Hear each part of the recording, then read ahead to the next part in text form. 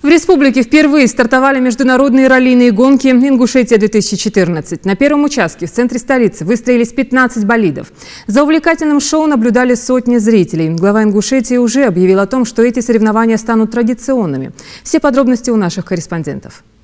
Официальную церемонию оригинально открыл глава Ингушетии Юнусбек Евкуров, который заехал прямо на сцену на гоночной машине «Лада Калина Спорт», словно поддерживая отечественного производителя. Первое ралли обещает стать традиционным. Сегодня открываем авторалли Ингушетия, которая в последующем должна стать такой мощной рекламой для ребят, которые любят драйв, любят гонять машины, но, конечно, эта реклама должна быть и профилактикой для всех ребят, чтобы они понимали, что на больших скоростях можно ездить только на организованных трассах, соревнованиях, а в обычной жизни, конечно, эти люди должны соблюдать правила дорожного движения.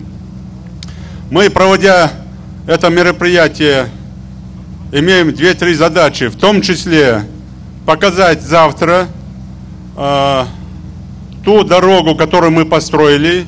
Мы освоили стратегический проект, это полностью закольцевали асфальт, асфальтированную, современную, не побоюсь этого слова, европейскую дорогу в горной части по Асинскому ущелью и вывели его в сторону Северной Осетии. Это стратегия, это хороший проект. Исполняющий директор Федерации автогонок России Сергей Иванов вручил главе региона полный набор экипировки автогонщика. Руководитель республики, в свою очередь, решил, обладателем комплекта станет тот, кто возьмет на себя задачу развить этот экстремальный вид спорта в республике, кто станет первым профессиональным пилотом Ингушетии. Тем временем на трассу выехали первые экипажи. Задача максимально быстро и эффектно пройти трассу.